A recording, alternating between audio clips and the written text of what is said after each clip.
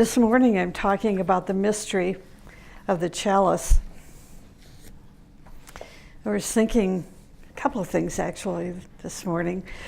I was thinking about a very dear friend of mine many, many years ago. We were studying with a teacher that really introduced us to the ageless wisdom in a way, and my friend and I were very engaged in that group, teaching and sharing and, helping to build the group interest. And then one day, the two of us were talking and really opened ourselves up to one another. And I said, something's missing. I had the things that were being taught and sharing and learning about, there's just something missing in this. And I know there are mysteries within the teaching, and these mysteries are not being revealed to us. And she said, that's exactly how I feel. We had this yearning inside of ourselves that we knew that there was something significant within the teaching that for some reason we were not being given to. So we began searching. In that search, it led us to a new teacher, and who I studied with Torkim for, 18 years, I guess, I studied with him. So during that time, Torkim began to build, what did he call it? A tapestry, of the mysteries found in the wisdom teaching. And one of those mysteries is the chalice. It is one of the most beautiful and the most incredible ideas, subjects, facts about each human being, each life that has a chalice. So that's what I'm going to be sharing some about this morning, and always, it's really an introductory talk because it would take at least a weekend seminar to go into depth about the chalice. Most people are familiar with the term chalice. It tends to be a bit religious. In fact, most recently, I guess it was about 3 months ago, I was talking to a friend, a co-worker at the Rourke Museum, and she just dropped this little pearl. And she said, do you want to know about the chalice of the Buddha? I said, well, I know.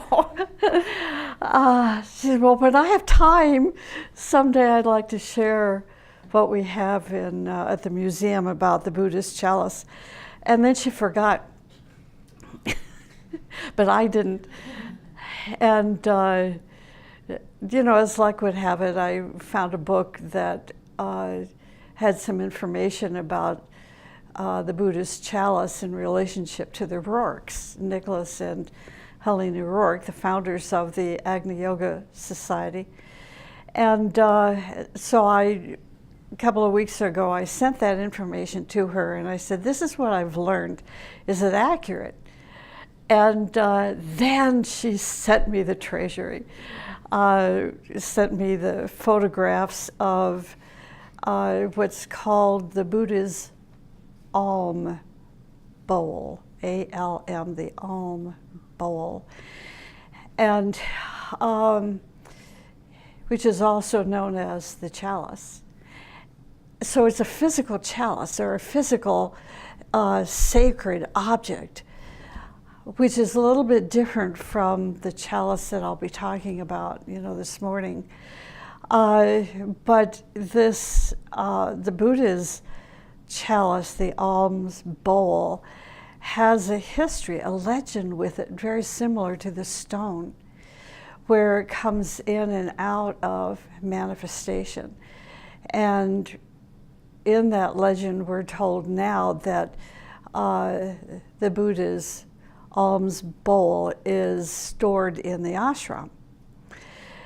So anyway, Svetoslav took a couple of pictures of it when the Roriks were given or sent this bowl, this chalice, to them by Master Morya.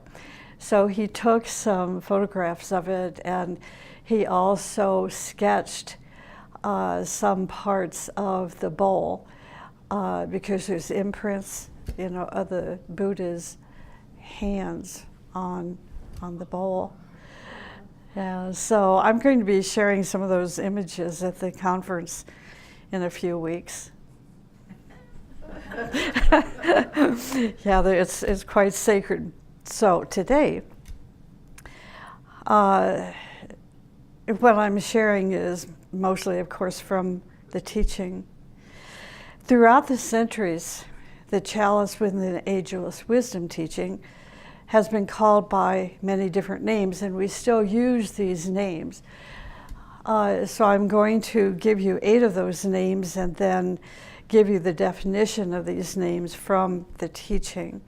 But all of these names really are derivations of the word chalice or the word lotus. They're just used in different applications. For a clairvoyant, the chalice is a reality. Excuse me, I've got wires all over here. Sorry. For a clairvoyant, the chalice is a reality because the clairvoyant can see it within the aura of each person. For a psychologist, even though they don't necessarily use the term, they reference the chalice about the obscurities found in the nature of a human being. So I found that very interesting. Anyway, so chalice. Let me give you these definitions from the teaching.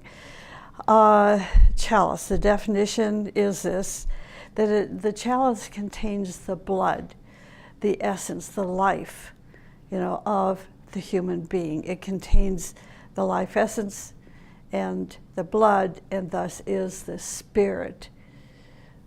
So even in that definition are ideas that we want to think about, contemplate.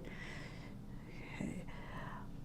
Lotus is the next term, and these are the 2 terms we're most familiar with, chalice and lotus. The lotus is a growing and unfolding center. It has 12 petals, and these 12 petals have specific colors as the petals unfold, and they are like fiery flames. Okay, so that's the lotus. Then we have the treasury, the temple of Solomon, the sanctuary, the causal body, and the seat of grace. The treasury, I love that term,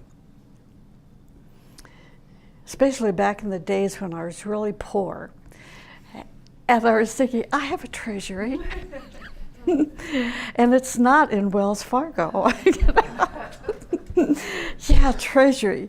So our treasury, we each have a treasury, and this treasury contains all our past victories, our achievements, our heroic works.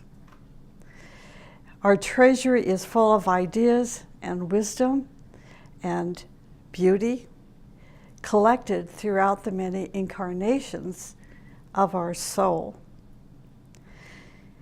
The temple. The temple is another term for the chalice, which is where the Most High, the jewel, dwells. Then we have the Temple of Solomon, which is built on the archetypes of higher planes. Built on the archetypes of higher planes.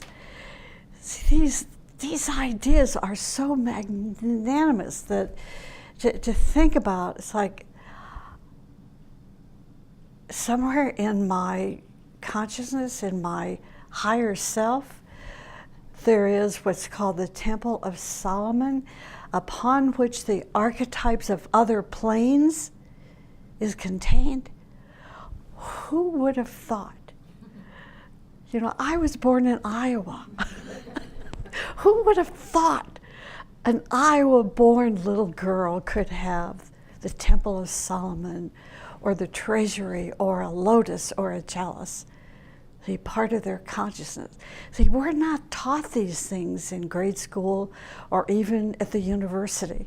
We're not taught these things. That's why it's called a mystery. And we have that mystery in us. It's like, my dear, dear friend, we want to know about these mysteries. Tell us about these mysteries. Where can we learn about these mysteries? For those of us that are part of the teaching now and share and teach the teaching and have our bookshelves lined with the teaching, it's no longer a mystery because it's in our brains. But let me tell you, it really stays a mystery until we begin to experience those 12 petals unfold and what it means to our life and our future incarnations.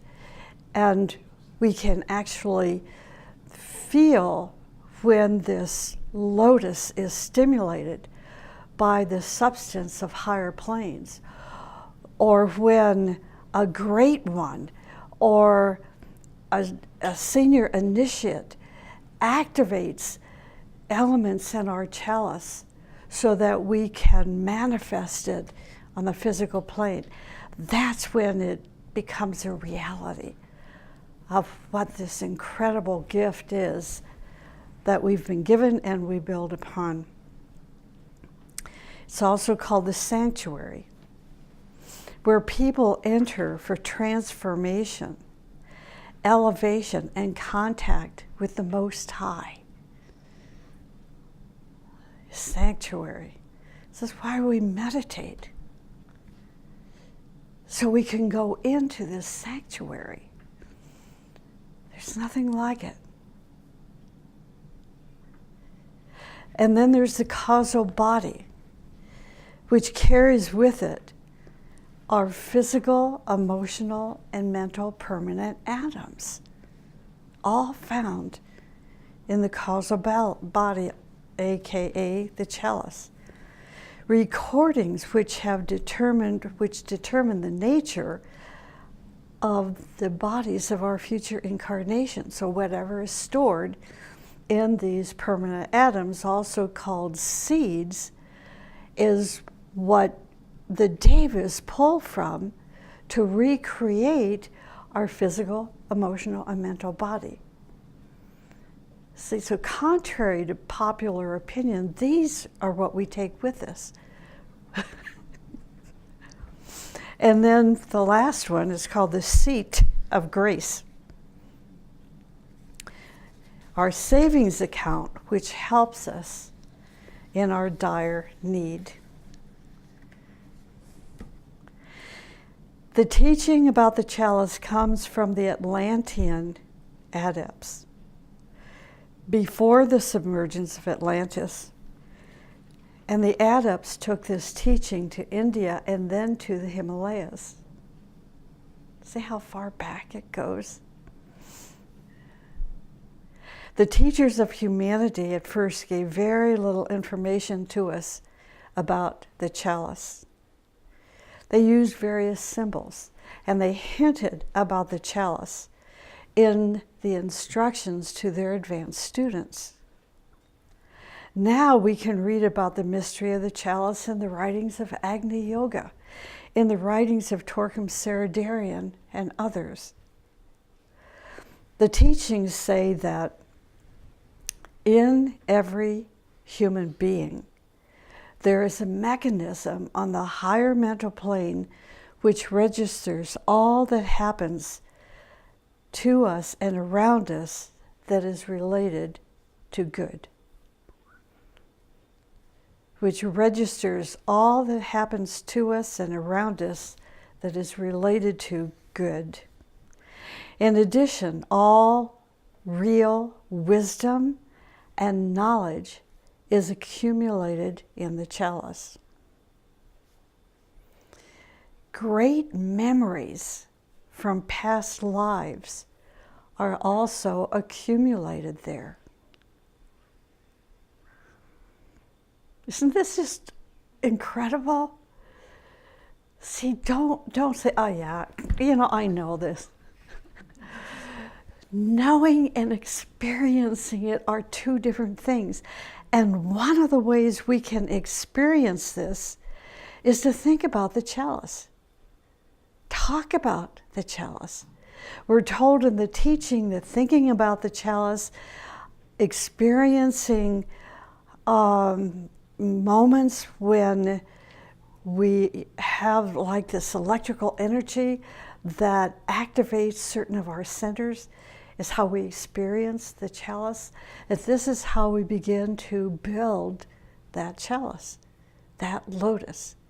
So we don't want this teaching about the mystery of the chalice just to be another intellectual piece of information that we're going to store somewhere, and somebody will bring it up and you'll say, yeah, I know about that. It's like, now it's real.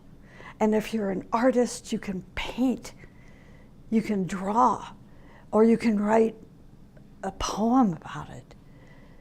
You can dream about it. It's so beautiful.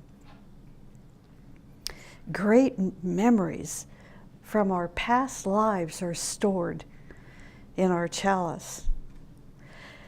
What blows me away is that our chalice contains information communicated to it from space. Doesn't that just blow you away? I just think it's phenomenal. Okay, so the chalice is found on the mental plane of our sphere of consciousness. The mental plane with its 7 subplanes is like a cloud around our head and body. Gradually, as our consciousness unfolds, our experiences become richer. As our consciousness unfolds, our experiences become richer. And in this phenomena of life, the mental plane organizes itself, and eventually 7 colors appear, one for each subplane of the mental plane. 7 colors, like the rainbow, right? These colors slowly become clearer, and you notice a vortex of energy, which in esoteric literature is called the mental unit.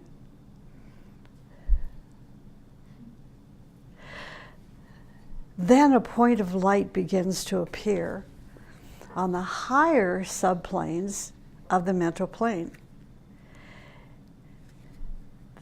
Here is where we find the permanent atom, or the seed, which is part of the lotus, part of the chalice. The development of the mental plane continues, and one day there will be seen a faint outline of our chalice. Centuries pass, and the chalice becomes clearer and clearer, with rare beauty of fiery colors and the radiation of 7 streams of energy. More centuries pass, and the time comes when the dweller in the chalice is released and passes into cosmic evolution. 2 things I couldn't help but think about. First of all, having 20 little children sitting here with us, and we telling them this story. This is who they are. This is what they have brought with them from previous lifetimes and what they're going to build themselves up into becoming now, this life and next life. Instead of, talking to them about clowns.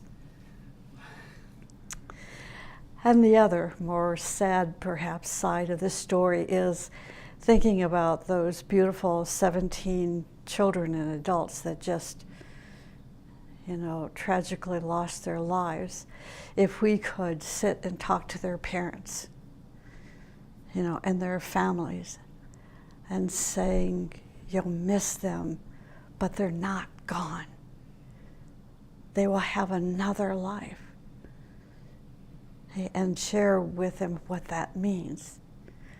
So this is, having an understanding about the chalice and the lotus is what saves me and many of us from grief of these horrendous events that have been taking place the last few years, where people are suddenly taken off this planet due to terrorism and guns and so forth, that it's not the end. It's the end of this life, this physical life, but it's not the end of their beautiful soul. So within our chalice, our temple, there are permanent records. They are like the book of God, in which everything is registered. Our whole life is primarily conditioned by the content of the seeds of this chalice. Not only do the physical, emotional, and mental bodies grow from these seeds, but also their future qualities, their potential, the possibilities for development. These possibilities are all determined by the seeds of our chalice. So, like I said, these seeds are also known as permanent atoms. We have 6 seeds, 1 physical, 1 astral. Some consider the mental unit a seed, which I do, and so that will give us 2 seeds in the mental body, 1 buddhic and 1 atmic. All of our experiences on these 3 levels or planes are registered in these seeds or atoms. You may be asking, well, why do not some consider the mental unit a seed? Because there's a point in time when the mental unit is no longer used or needed. See, but for most of us, we're not there yet. So it's still something very needed, because it works with the mental permanent atom and the chalice. All 3 work together. In what way? They work together. They work together to help initiate and bring into manifestation elements of the chalice that we have stored from previous lifetimes that need to be used in this lifetime. Okay.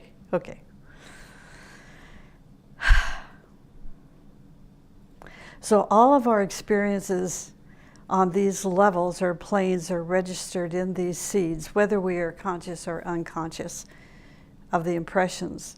The seeds furnish us with whatever we have put into them in the past, plus current experiences. All that we have been in the past is in those seeds. And from those seeds will grow our future. Now, if you want to spend all your time in the malls and in front of your computer and watching TV and vegging out, there's not going to be much in your chalice. for your next life. Just think about that. I'm going to repeat this. All that we have been in the past is in those seeds. And from those seeds will grow our future. The past conditions the future, and thus we may say that our past, our future is in these seeds. Okay, I said that there are 12 different fiery petals that make up the lotus, like petals of a rose. 3 of these petals form the core of the chalice. In the unawakened person, I use that term because it's less separative. You know, when I hear in some circles where we talk about the common person or the average person, and I do that once in a while, but it sounds so separative to me and very limiting, and they're a common person, there's no hope for them.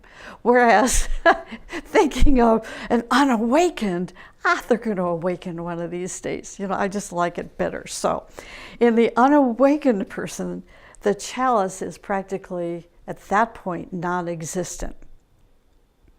But as the person progresses on the path, they develop their knowledge and love and sacrificial nature to such a degree, at some point a bud begins to appear. Slowly grows, expands, and takes the form of a chalice. In this chalice are accumulated the real treasures of the person. So, to digress a little bit, I think about the Buddha's alms bowl. And this is why it's called a chalice.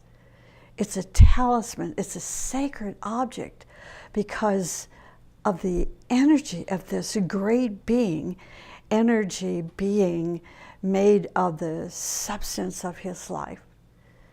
You know, the sacrificial service of his life is all impressed in this wooden bowl. It's very simple. Imagine that. Imagine touching it. It's like, I'm going to die. Never mind. This is so new to me, and I'm so excited about it that, you know, I'm still thinking about it, obviously. So, fast forward to today. Okay. So in this chalice, our chalice, are accumulated the real treasures of each of us. All achievements of the centuries, the essence of our love, true knowledge, and service are all part of and make up the chalice. Master Morya instructed, and I'm quoting, "Of course, the treasury of the spirit is the chalice." And that treasury also guards matter, because the powerful impulse of sacred fire is laid in it. Now that quote is from Infinity, Volume 2, verse 34.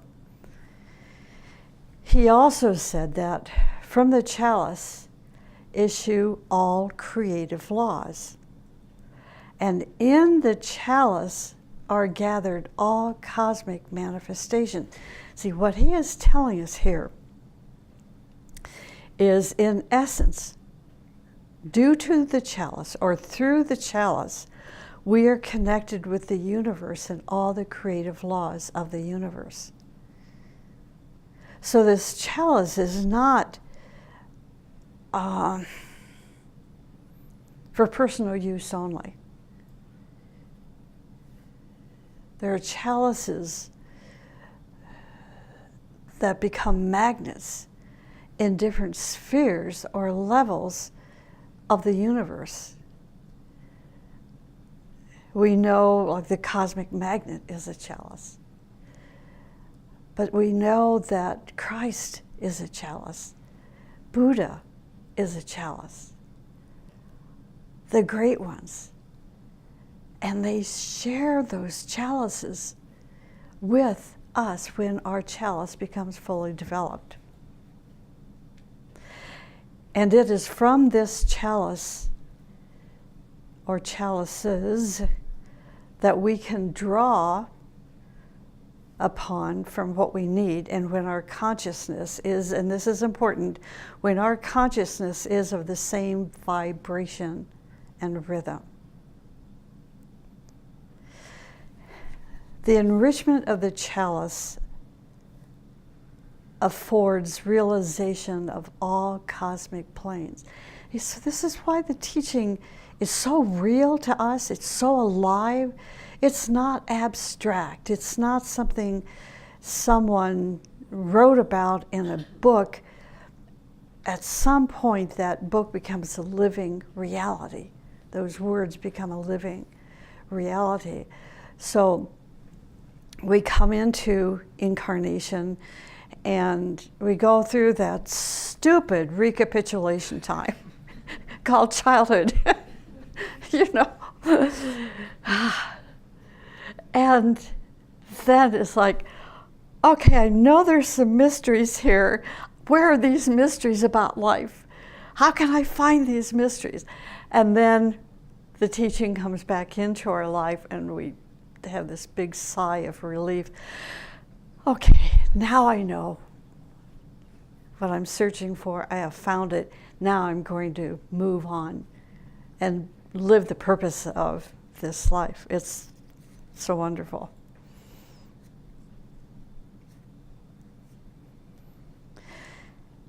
The enrichment of the chalice affords realization of all cosmic plans. The foundations are gathered in the chalice, and each energy can be a creator. There's a seed thought. Each energy in our chalice can be a creator. Again, from the book Infinity, an Agni Yoga book, Master M instructed that the center of the chalice gathers all creative threads. Therefore, each cosmic vibration resounds in the chalice. In this verse, he is not only referencing our individual chalice, but the chalices of great ones and those in space. Think of this. This is kind of a personal story for some of us.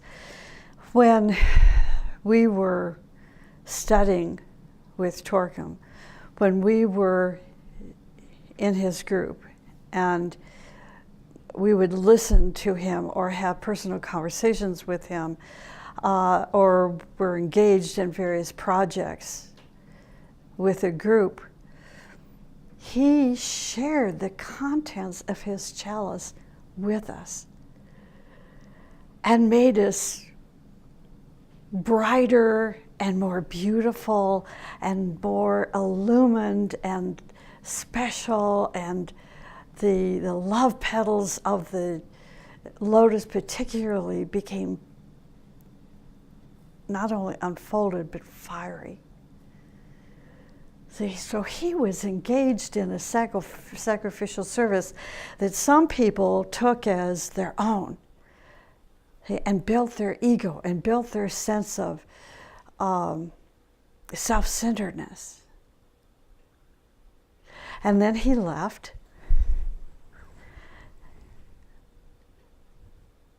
And he took his chalice with him. But he left his treasures behind. He, in the form of his writings, and, but his beingness is part of our beingness.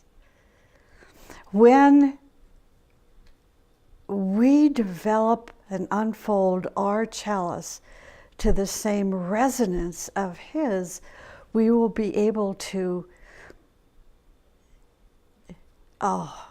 be more in contact with his chalice.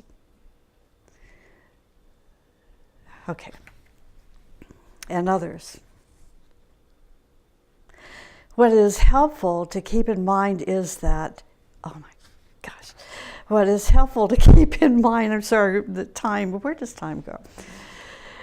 Our chalice preserves the most essential accumulations of the life of our soul. It is the repository of everything loved and precious. Sometimes much that has been gathered into the chalice remains concealed. This is interesting, isn't it? It remains concealed for several lives or entire lives. But if the concept of brotherhood, this blows me away. This is a quote, what I'm sharing with you is a quote from Brotherhood, the book Brotherhood, verse 463. If the concept of brotherhood has been impressed upon the chalice, it will resound in both joy and yearning in all of our lives. Untold treasures are accumulated in the chalice. The chalice is one for all incarnations. It is one for all incarnations. The properties of our brain are subject to physical inheritance. The properties of our physical brain, are subject to physical inheritance, says the master in the book Brotherhood. But the properties of the chalice is not DNA. Okay. The properties of the chalice will be determined by our striving, by the labor of our hands and feet.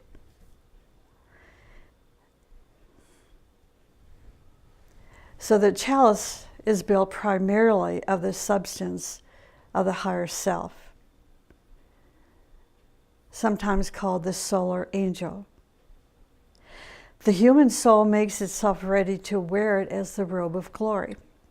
This is a common phrase, the robe of glory. So that would be another name, see, for the chalice. When this body, the chalice, is built, the astral body disintegrates and our soul enters into direct communication with the intuitional plane. And here lies the source of true and direct knowledge.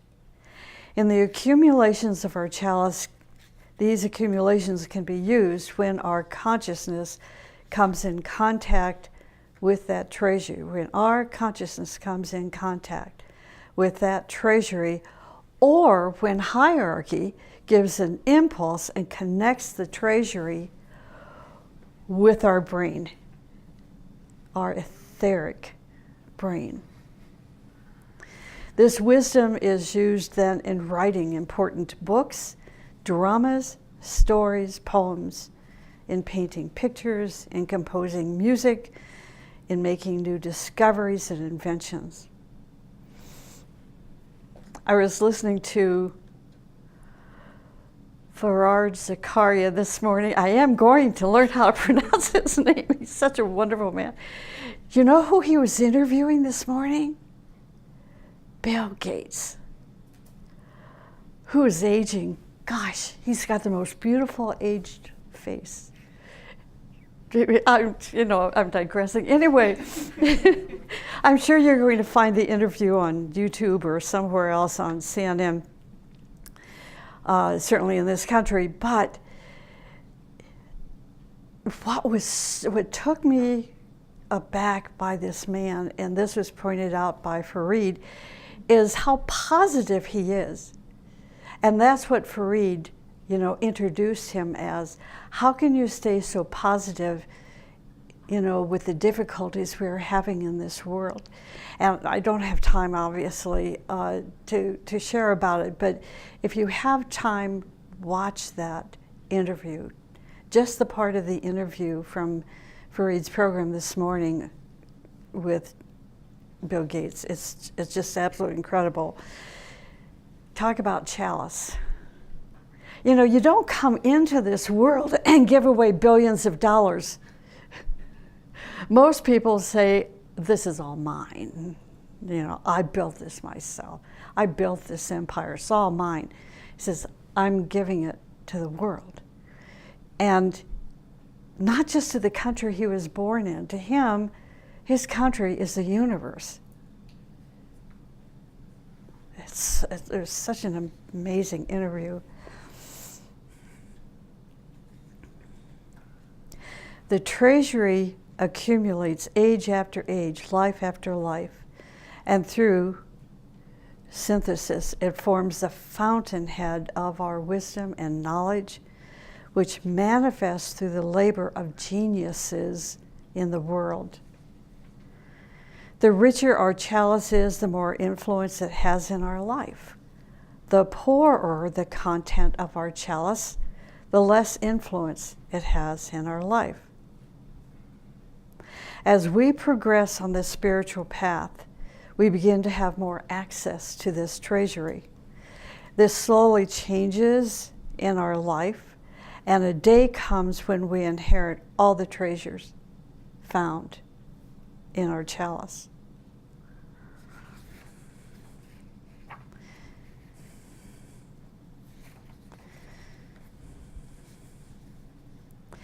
Not only does every human being have a chalice, but also each planetary, solar, and galactic life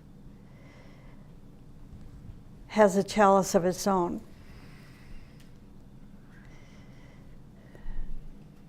The petals of the chalice of the planetary logos are formed of very advanced entities. I couldn't help but think about the mother of the world, and the chalice of the mother of the world.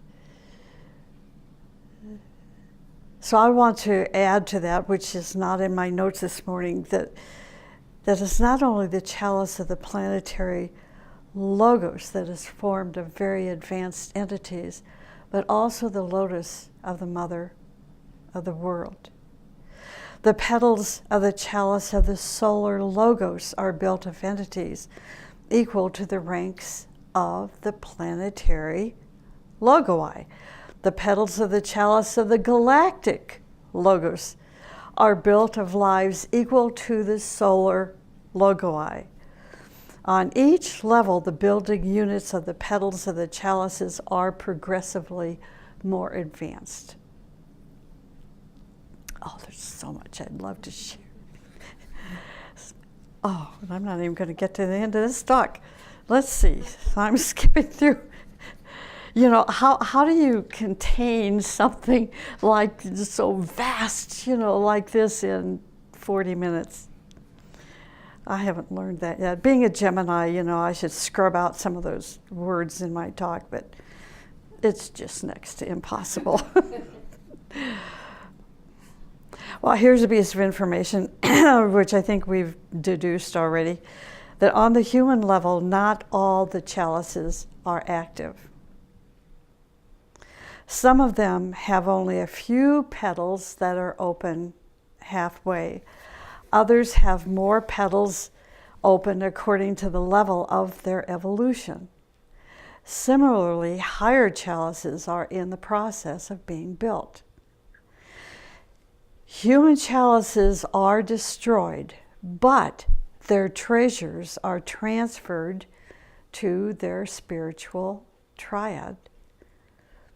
This occurs at the fourth initiation. Now, in comparison, the chalices of great lives in space last for immeasurable ages. All great chalices, as well as their own chalice, radiate their treasures into space on the plane where they are found.